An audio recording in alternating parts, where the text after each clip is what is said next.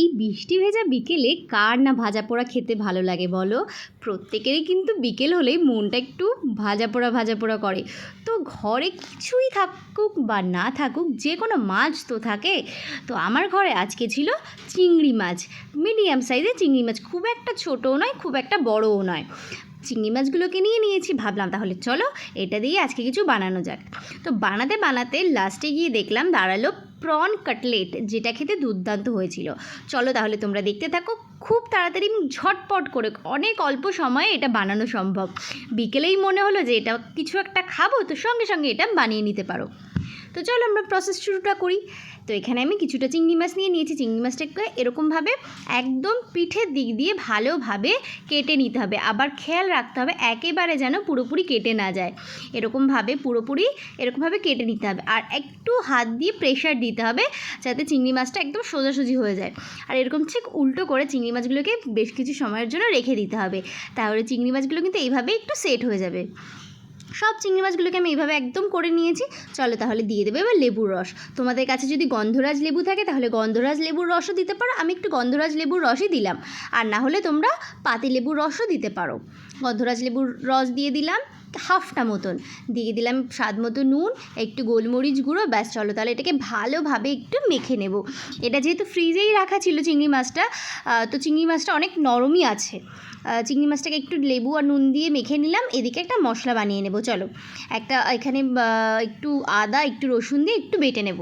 হাতে বেটে নিলেই একদম এনাফ, খুব মিক্সিতে খুব একটা বাটা করতে হবে এর কোনো মানে নেই, বা তোমরা গ্রেট করেও নিতে পারো। বাস আমি এটাকে একটু বেটে নিলাম হালকা করে। এবার চলো এটার সাথে আবার একটু চিংড়ি মাছটাকে ভালোভাবে মেখে নিই।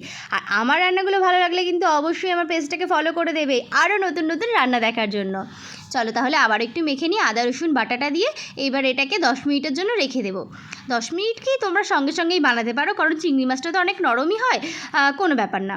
এখানে আমি কিছুটা রেডিমেড বিস্কুটের গুঁড়ো নিয়ে নিয়েছি। এটা দোকান থেকেই কেনা ছিল, আমাদের এখানে যে ফাস্টফুড সেন্টার সেখানেই দেখি এই বিস্কুটের গুঁড়ো দিয়ে বানাই, কিন্তু খেতে না খুব ভালো লাগে। তো আজকে আমিও কিনে নিয়ে এসেছি এটা। আর একটা ডিম দিয়ে দিলাম, আর একটা ডিম দিয়ে দিলাম, দুটো ডিম নিয়ে নিলাম। আর তোমরা চাইবে এরকম ছড়ানো পাত্র নিতে, ছড়ানো পাত্র নিলে না অনেক সুবিধা হয়। একটু নুন একটু লঙ্কা গুঁড়ো দিয়ে দিলাম, আর দিয়ে দেবো কর্নফ্লাওয়ার। তোমরা চাইলে এখানে ময়দাও অ্যাড করতে পারো, কোনো ব্যাপার না। ডিমের সঙ্গে কর্নফ্লাওয়ারটাকে ভালোভাবে কিন্তু মিশিয়ে নিতে হবে, একদমই যেন কোনো লাম্পস না থাকে, এটা কিন্তু খেয়াল রাখতে হবে। খুব ভালোভাবে দেখো আমি মিশিয়ে নিয়েছি। যখন ওপর থেকে একদম ফোটা ফোটা হয়ে যাবে, দেখতে পাচ্ছ যে এয়ারগুলো হয়ে যাবে, তখনই বুঝতে হবে যে না আমাদের ফ্যাটানো হয়ে গেছে। এইবার চিংড়ি মাছগুলোকে এইভাবে নিয়ে নেব। প্রথমে ডিমের ব্যাটারের মধ্যে ডিপ করব, তারপরে ব্রেড ক্রাম্বস দিয়ে কোট করব। আমি এখানে দুবার কোট করছি, তোমরা চাইলে একবারও করতে পারো, কোনো ব্যাপার না। কোটিংটা কম হলেও কিন্তু খেতে খুব ভালো লাগে। আমি এখানে দুবারই কোট করেছিলাম, দুবার কোট করলে না দেখতেও বেশ ভালো লাগে। তো আমি আবারও সেম প্রসেসে একটু কোট করে নিলাম। আমি এখানে সবগুলো চিংড়িকে এইরকমভাবে একদম কোট করে নেব। তোমরা চাইলে এখানে ব্রেড ক্রাম্বস দিয়েও করতে পারো। বা চিংড়ি মাছটাকে এবার একটু শেপ দিয়ে নিতে পারো দোকানের মতন করে, একটু ছুরি দিয়ে বা যে কোনো রকমের প্লেন জিনিস নিয়ে একটু শেপ দিয়ে দেবে, তাহলে দেখতে ভালো লাগবে। কিন্তু আমাদের বাড়িতে বানালে আর শেপের কী আছে, তাই না? যেরকম হোক দেখতে, খেতে যেন মন্দ না হয়।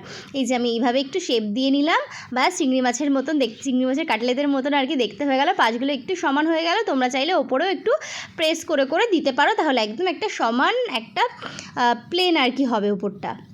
কি সুন্দর দেখতে লাগছে না? এই দেখো এরকমভাবে আমি সবগুলো করে নিয়েছি। তোমরা চাইলে এগুলো ফ্রিজেও কিন্তু স্টোর করতে পারো, সপ্তাহখানিক ডিপ ফ্রিজে স্টোর করে কিন্তু ভেজে ভেজে খেতে পারো, তাতেও কিন্তু মন্দ লাগে না। কড়াইতে আমি তেল গরম বসিয়ে দিয়েছিলাম। এখানে লো ফ্লেমে তেলটা রেখে কিন্তু ভাজতে হবে, নাহলে কিন্তু একদম ওপরটা একদম ফ্রাই হয়ে যাবে, ডিপ ফ্রাই, ভেতরটা একদমই কুক হবে না। একদম লো ফ্লেম মিডিয়াম ফ্লেম করে আমি এটাকে ভেজে নেব। একদম লাল লাল করে কিন্তু ভাজবে, একদম লাল লাল করে না ভাজলে কিন্তু দোকানের মতন দেখতেও লাগে না, আর সেই ক্রিস্পি ভাবটা বেশি আসেও না। দেখেছি কি সুন্দর লাল লাল করে ভেজে নিয়েছি এবং কাটলেটের মতন দেখতে চলে এসছে না? চলো তাহলে এরকম কিন্তু অবশ্যই বৃষ্টির মধ্যে একদিন বানাবে বাড়িতে, এবং কেমন হয় আমাকে কিন্তু কমেন্ট করে অবশ্যই জানাবে।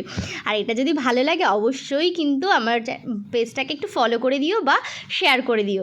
আবার যে বাকিগুলো ছিল সেগুলোকে আমি ভেজে নিলাম। এইবার এটাকে চলো সার্ভ করি।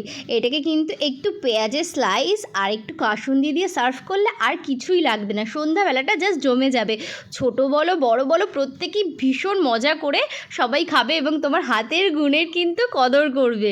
অবশ্যই বাড়িতে এটা একবার বানিও, আর ভালো লাগলে অবশ্যই একটা লাইক করে দিও। চলো আজকের ভিডিও এই পর্যন্তই। সবাই ভালো থেকো, সুস্থ থেকো, সাবধানে থেকো। আবার দেখা হবে নতুন একটা ভিডিও নিয়ে।